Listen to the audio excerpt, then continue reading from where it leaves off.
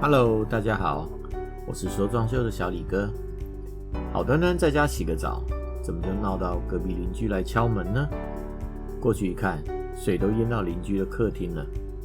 接下来要找人维修、沟通协调，以及后续的赔偿问题，搞得屋主心力交瘁。这一集，小李哥就来和大家聊聊这场公寓大楼漏水维修的故事。在加拿大做工的人，这系列的影片，小李哥会从装修工人的视角，和大家分享在我眼中的加拿大，从每一个装修的小故事中，了解在北美居家生活的大机会。请您订阅我，并打开小铃铛，才不会错过精彩的影片更新哦。好，废话不多说，我们现在就开始吧。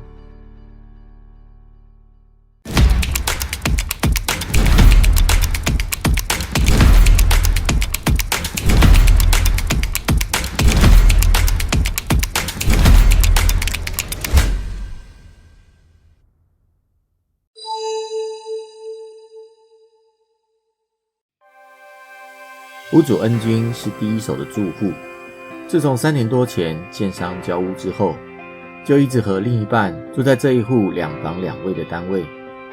小两口平时都在主卧的浴室洗澡，客厅旁边的浴室3年来只有偶尔的用一下马桶，浴缸则是完全没有开张过。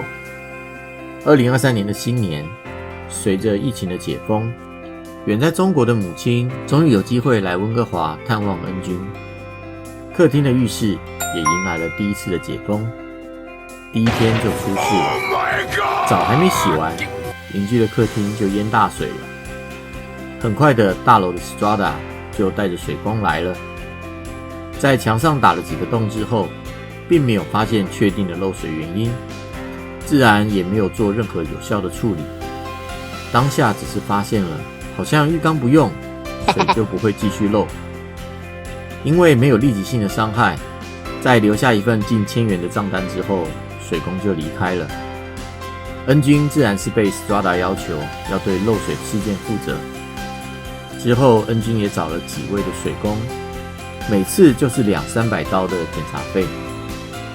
但直到小李哥看到惨案现场的时候，除了墙上的洞，还有浴缸周围丑陋的矽利康之外，没有任何的进展。浴缸还是一开水就漏。好，故事的主线，我们在这里先暂停一下。大家一定有个疑问，水管工不是专业人员吗？怎么就找不到漏水点呢？在加拿大，水管工负责的就是接管，未必有房屋结构的相关经验。